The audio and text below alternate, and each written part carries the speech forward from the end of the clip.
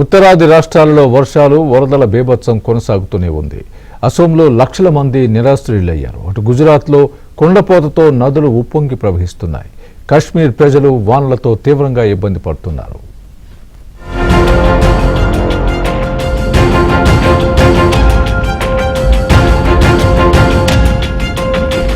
అసోంలో ఎడతెరిపి లేకుండా కురుస్తున్న భారీ వర్షాలు తీవ్ర బీభత్సం సృష్టిస్తున్నాయి.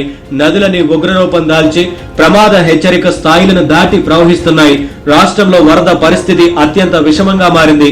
వేలాది మంది ఇళ్లను వదిలి దిక్కుతోచని స్థితిలో చిక్కుకుపోయారు. గడిచిన 24 గంటల్లోనే 4 చిన్నారులతో సహా 10 మంది ప్రాణాలు కోల్పోయారు.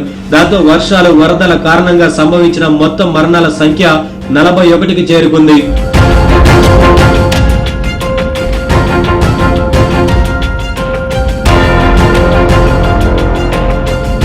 అస్సాం వ్యాప్తంగా 11 జిల్లాల్లోని 40 రెవెన్యూ సర్కిళ్ల పరిధిలోని దాదాపు 939 గ్రామాలు మునిగిపోయాయి.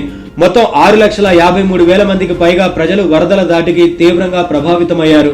బ్రహ్మపుత్ర నదితో పాటు దాని ఉపనదులు పొంగి పొర్లుతున్నాయి. నంగ్లామురా ఘాట్ దగ్గర దిసాంగ్ నది ఆల్ టైమ్ రికార్డు స్థాయి ప్రమాదకర మట్టాన్ని దాటి ప్రవహిస్తుండడం ఆందోళన కలిగిస్తోంది. మరో 4 నదులు కూడా ప్రమాదకర హెచ్చరిక స్థాయి దాటి దిగువ ప్రాంతాలను ముంచెత్తుతున్నాయి.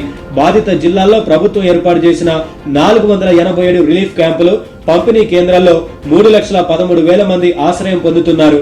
మరోవైపు 1,38,000కు పైగా మూగజీవాలు కూడా ఈ వరదల వల్ల ప్రభావితమయ్యాయి.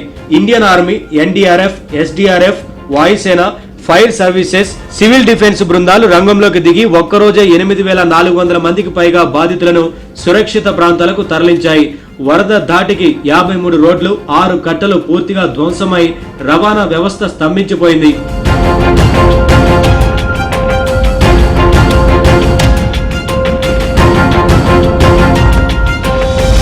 అటు గుజరాత్ లో భారీ వర్షాల కారణంగా నదులు ఉప్పొంగి ప్రవహిస్తున్నాయి.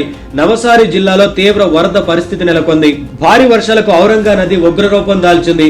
వల్సాడ్ లోని పలు ప్రాంతాలను ముంచెత్తింది. స్థానికులను అధికారులు పునరావాస కేంద్రాలకు తరలించారు.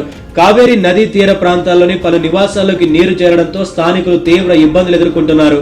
బాధితులను సురక్షిత ప్రాంతాలకు తరలించేందుకు సహాయక చర్యలు చేపట్టారు. జమ్మూ కాశ్మీర్ లోనూ భారీ వర్షాలు కొనసాగుతున్నాయి. బారాముల్లాలోని డ్రంగ్బల్ దగ్గర నివాస ప్రాంతాల్లో ఒక్కసారిగా కొండ చర్యలు విరిగిపడ్డాయి. దీంతో స్థానికులను అధికారులు అప్రమత్తం చేశారు.